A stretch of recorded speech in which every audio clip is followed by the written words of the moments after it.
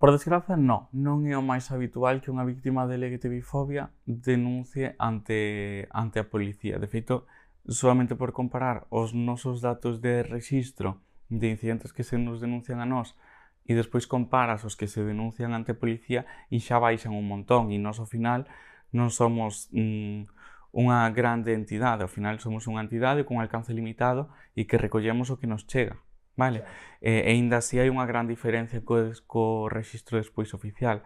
Se mal non recordo, estímase que está ao redor do 12% das incidencias que se producen son as que se denuncian logo en policía.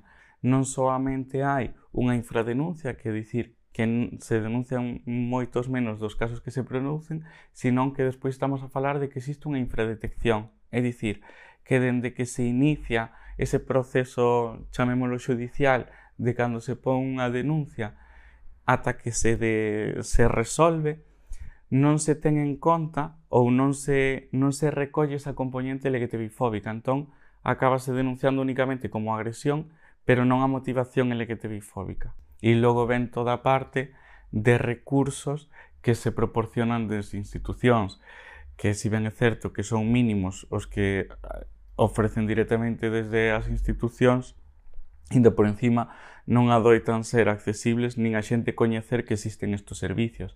Polo tanto, é todo unha amalgama de situacións que fai que as víctimas moitas veces non sepan por onde tirar.